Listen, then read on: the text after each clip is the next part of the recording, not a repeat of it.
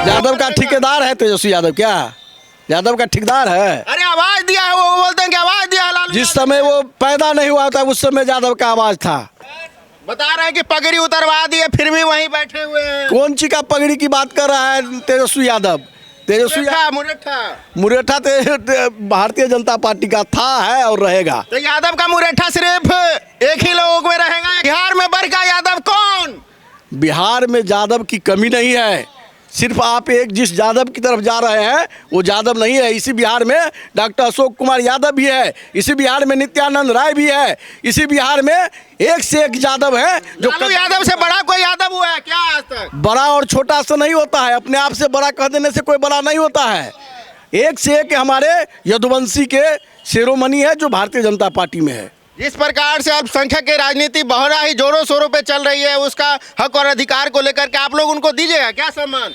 हम भारतीय जनता पार्टी सबका साथ, सबका विकास, सबका विश्वास और सबके प्रयास से इस देश को विश्व गुरु बनाने का काम करेंगे। मोदी जी हर एक जगह छक्का मारे, मोदी जी छक्का मार ही रहे हैं, कहाँ नहीं मार रहे हैं, सो बताइए ना। तो यानी कि राहुल गांधी जी बॉलिंग में फ्लॉप है क्या? अरे बॉलिंग उनको करना ही नहीं आता है। पीओके पे बात चल रही थी, पीओके कब आएगा? वो भी आ जाएगा, धैर्य रखिए। नरेंद्र मोदी जो करता है वो बोलता नहीं है, समय आने पर सबका हिसाब चुकता हो जाएगा। अब 2025 चुनाव में ऑपरेशन सिंदूर चलेगा या बिहारी के मुद्दे, बिहार मजदूरों की भी बात चलेगी? ऑपरेशन सिंदूर के मुद्दा पर चुनाव नहीं होता है, ये तो देश की रक्षा की सवाल था और देश की रक्षा पर यही देश था जब हमारे सैनिक का गर्दन काट के ले जाता था और उस समय के प्रधानमंत्री हमारे मोनी बाबा बने हुए रहते थे। लेकिन आज अगर आज हमारे माथे का सिंदूर धोने का काम क्या है तो पाकिस्तान को छठी रात का दूध याद दिलाने का काम भारत की सेना और प्रधानमंत्री ने किया है। अभी हाल फिलहाल में तेजस्वी यादव जी बता रहे हैं कि हम लोगों ने पीएमसीएच में जाकर के संसाधनें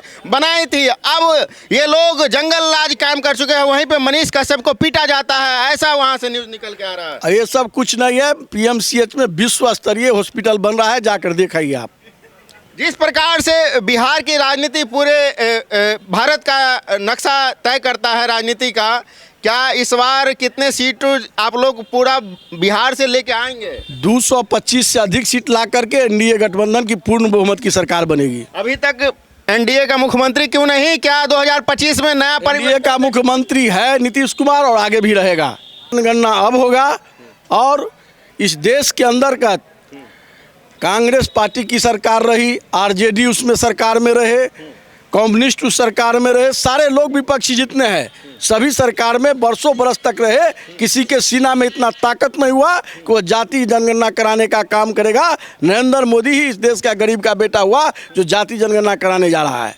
आप किस प्रकार से बात कर रहे हैं? आपके विपक्ष के नेता बोल रहे हैं कि हम लोगों ने लड़ाई लड़ी और जीती, पराजय किया भाजपा के नेताओं को। जब वो लड़ाई लड़ी तो जब वो सरकार में थे तो वो काहे नहीं करवाए? मनमोहन सिंह उन्हीं के प्रधानमंत्री थे, 10 साल वो प्रधानमंत्री रहे, तो उस समय क्यों नहीं करवाए? लालू जी उस सरकार में थे, क्यों नहीं करवाए उस समय? अपने पिताजी से पूछे कि क्यों नहीं करवाए उस समय वो जनगणना। राजीव गांधी के सपनों का साकार करेंगे राहुल गांधी, उनका सपना था जातिगत गणना। वो राजीव गांधी के सपना को जिंदगी में साकार नहीं कर सकता है, उनका अपना कोई सपना ही नहीं है। क्या बात कर रहे हैं? पूरे देश में उन्होंने यात्रा निकाल करके कई मुद्दों पे चर्चा की, जातिगत गणना जिसमें विशेष रहा, आप लोगों पे ऐसा भी कहा आप तो संविधान खत्म कर दीजिएगा। संविधान की जो बात करते हैं, आज संविधान को अगर किसी ने इस देश में लागू करने का काम किया है तो उसका नाम है नरेंद्र मोदी। गांव, गरीब, किसान, महिला सबको सम्मान देने का काम किया है तो उसका नाम है नरेंद्र मोदी।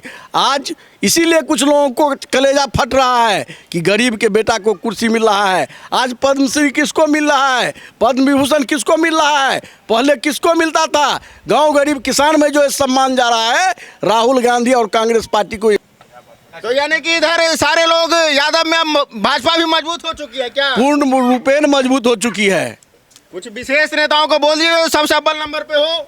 हमारे सारे नेता हमल है। नित्यानंद राय भारत सरकार के केंद्रीय गृह राज्य मंत्री हैं।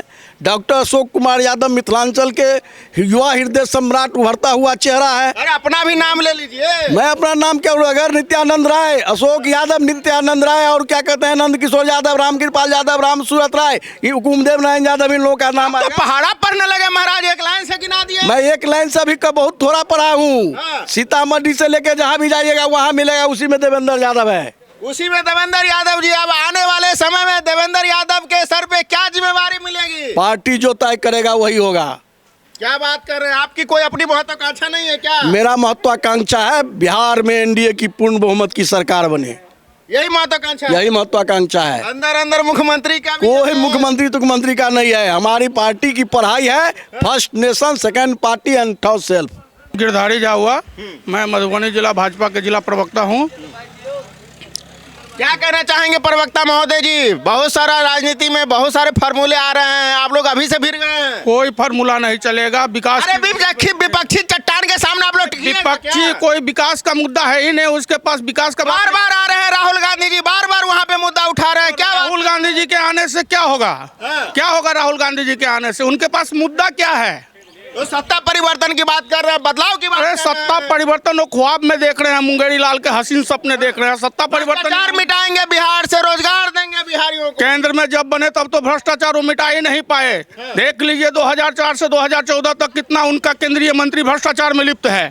बार बार वो लोग बिहार आ रहे हैं, मोदी जी भी बिहार आ रहे हैं। आखिर मोदी जी और राहुल जी में क्या अंतर है? देखिए हमारे यशस्वी प्रधानमंत्री मोदी जी आते हैं तो विकास की गंगा बहा करके जाते हैं। यहाँ पर आप देखिए पूरे बिहार में जहाँ भी गए हैं वहाँ सिर्फ विकास ही विकास बात करते हैं, विकास के अलावा और कोई बात नहीं करते हैं। लेकिन राहुल जी आते हैं तो क्या बात करते हैं? कहीं उनका मुद्दा ही नहीं है, मुद्दा विहीन बात करके चले जाते आप हैं। लोग मुद्दा वो बना रहे हैं, आप लोग तो वही ला दे रहे हैं। कहाँ? जातिगत गणना की बात हो रही थी, मोदी जी ने ला दिया।